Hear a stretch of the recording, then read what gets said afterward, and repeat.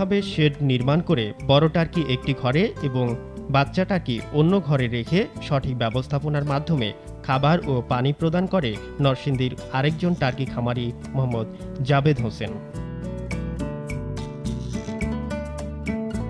প্রথমে আমি 2টি টার্কির বাচ্চা এনে শুরু করছি। এগুলান্ডে খাবার পানি দেওয়ার পর আস্তে আস্তে বড় হয়েছে। বড় হওয়ার পরে এর থেকে ওই ডিম বসায়া বাচ্চা ফুটায়া এখন আল্লাহর রহমতে আমার খামারে 100-রও অধিক বড় টার্কি আছে। বাচ্চা 2 থেকে 300 বাচ্চা আছে। এ থেকে আয় উপার্জন করে আমি একটা ইনকিউবেটর কিনছি। আর আপনারা যারা এই টার্কি পালন করতে চান অতি তাড়াতাড়ি করতে পারেন, কেননা অন্যান্য লেয়ার, ব্রয়লার, সোনালি এগুলা পালার চাইতে এই টার্কি অধিক লাভজনক এবং রোগবালাই খুব কম হয়। দিনের নির্ধারিত সময়ে ডিম সংগ্রহ থেকে শুরু করে খামারের বিছানা বা লিটার ওলট পালট, একদিনের বাচ্চাদের পরিচর্যা করা সব নিজের হাতে করে থাকেন। ডিম ফুটানোর জন্য রয়েছে অত্যাধুনিক হ্যাচিং মেশিন।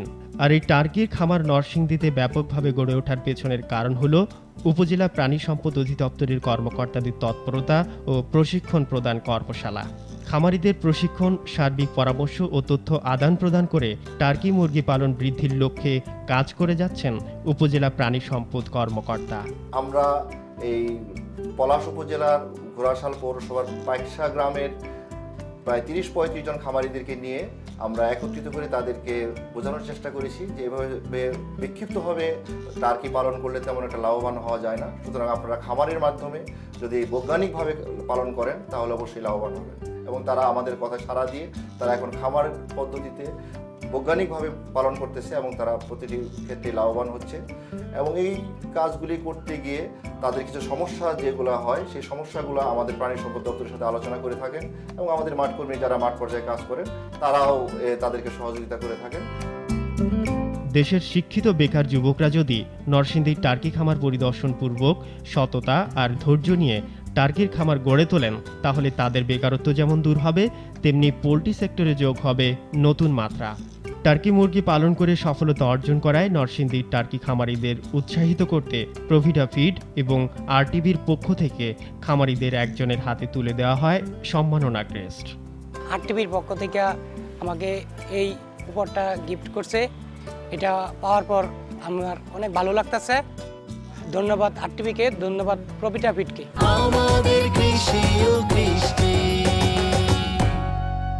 নরসিংদীতে টার্কি মুরগির খামার নিয়ে মূল প্রতিবেদনটি দেখে নিলাম। এখন আমরা কথা বলবো আমাদের বিশেষজ্ঞ অতিথির সাথে।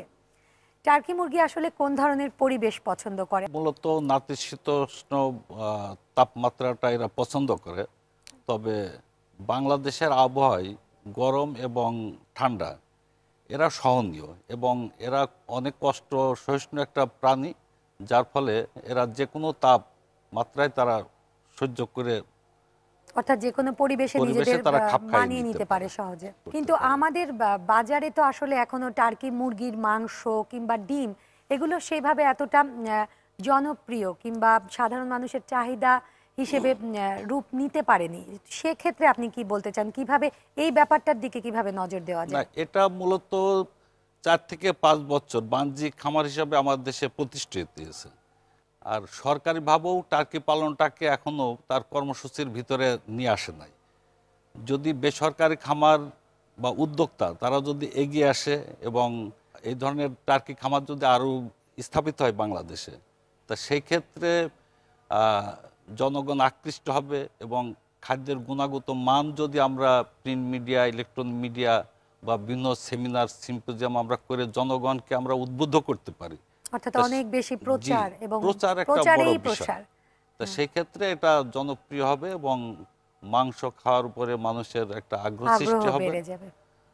এইভাবে যদি আমরা বাজার সৃষ্টি করতে পারি, সেক্ষেত্রে এটার একটা ব্যবসায়িক একটা ভ্যালু থাকবে। এই টার্কি মুরগির লালন পালন নিয়ে আপনার সাথে আরো বিস্তারিত কথা বলবো, তবে এখন নিতে হচ্ছে আরো একটা বিরতি। দর্শক, প্রভিটা ফিড অ্যান্ড হ্যাচারিজ লিমিটেড কৃষি ও কৃষি অনুষ্ঠানে নিচ্ছি আরো একটা বিরতি। আমাদের সাথেই থাকুন। আমাদের কৃষি ও কৃষি।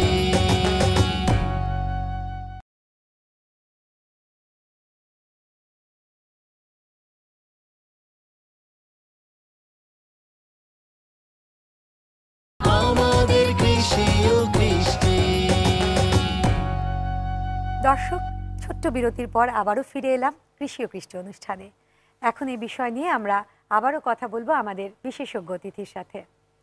এখন আপনার কাছে আমি জানতে চাইবো টার্কি মুরগির বাড়ন্তের হার এবং এর ডিম উৎপাদন সম্পর্কে। আমাদের দেশি মুরগি, ব্রয়লার অথবা আমাদের যে কমার্শিয়াল লেয়ার আছে এর থেকে অনেক বেশি। একটা টার্কি মুরগি 14 সপ্তাহে পুরুষ জাতীয় যেটা 5 থেকে 6 কেজি ওজন হয়, আর সেই ক্ষেত্রে মেয়ে জাতীয় টার্কিটার ওজন 4 থেকে 5 কেজি। আর এটার ডিম উৎপাদনের ক্ষমতা আসে 30 সপ্তাহে এবং বছরে 80 থেকে 100 ডিম তারা দেয়। তো ম্যাক্সিমাম ডিম তারা দেয় 30 থেকে 55 সপ্তাহের ভিতরে। বাসস্থানটা কিভাবে করলে এবং সেখানে কিভাবে তাদের লালন পালন করলে সফলভাবে টার্কি পালন করা যায় সেটা একটু বলবেন বিস্তারিতভাবে। এখানে একজন কৃষক বা একজন বেকার যুবক যখন সে টার্কি পালন করতে উৎসাহী হয়, সেই ক্ষেত্রে আমি মনে করি যে প্রথম তাকে নিকটস্থ প্রাণী সম্পদ অফিসে যোগাযোগ করা উচিত এবং উপজেলা প্রাণী সম্পদ অফিস থেকে তার টার্কি পালন বিষয়ে প্রশিক্ষণ গ্রহণের পরেই তার কার্যক্রম শুরু করা উচিত। কারণ একটা টার্কি পালন করতে হলে কেমন ধরনের জায়গায় সে পালনটা করবে, বাসস্থানটা কেমন হবে, তার খাদ্য ব্যবস্থাপনা কেমন হবে, তার রোগ ব্যাধি কেমন, তার পুষ্টির বিষয়টা কেমন, এই বিষয় টোটালটা তাকে অবগত হতে হবে। অবগত হওয়ার পরেই সে তখন খামারটা শুরু করতে পারে। আর এই ক্ষেত্রে যদি আরও ইনফরমেশনের দরকার হয়, সেই ক্ষেত্রে আমাদের বিশেষ করে গাজীপুর জেলাতে টেলি লাইভ স্টক সার্ভিস, এই সার্ভিসটা আমরা চালু করছি। সার্বক্ষণিক আমাদের মোবাইলের মাধ্যমে সে তার তথ্য সে উপজেলা প্রাণী সম্পদ দপ্তর বা জেলা প্রাণী সম্পদ দপ্তর থেকে সে নিতে পারে। এছাড়াও গাজীপুর জেলাতে লাইভ স্টক ডায়েরি নামে একটা অ্যাপস আছে, সে যদি তার মোবাইলে এটা ইনস্টল করে নেয়, সেখানে টার্কি পালনের সমস্ত তথ্য এই অ্যাপসের মাধ্যমে সে নিতে পারবে। আমাদের দেশে যেসব টার্কি খামারিরা এই ব্যবসায় আগ্রহী বা এই ব্যবসায় তারা ভাগ্য পরিবর্তন আনতে চাচ্ছে, তাদের জন্য যদি আপনি কোনো টিপস দিতে চান বা কোনো পরামর্শ। আমি মনে করি যে খুব অল্প দিনে অল্প টাকায় যদি আত্মকর্মসংস্থানের সুযোগ সৃষ্টি করতে হয়, সেক্ষেত্রে টার্কি আমাদের একটা সম্ভাবনার সেক্টর। আমি মনে করি যে আমাদের দেশে যারা বেকার যুবক বা যুবতী আছে, তারা খুব সহজে অল্প সময়ে তাদের টাকা ইনভেস্ট করে এই টার্কির খামার থেকে তারা অনেক বেশি লাভবান হতে পারবে। ধন্যবাদ আপনাকে আরটিভি স্টুডিওতে আসার জন্য।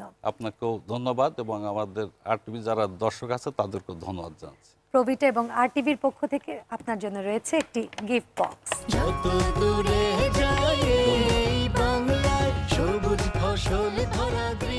প্রিয় দর্শক, আমাদের দেশের মাটি, ফল ও ফসল উৎপাদনের জন্য অন্যান্য দেশের তুলনায় অনেক বেশি উপযুক্ত। বাড়ির আঙ্গিনায় লাউ বা অন্যান্য সবজি চাষ করে পারিবারিক চাহিদা পূরণ করা সম্ভব। প্রিয় কৃষক, এখন আপনাদের জন্য রয়েছে আমাদের আজকের কৃষি টিপস। আমাদের কৃষি ও কৃষ্টি।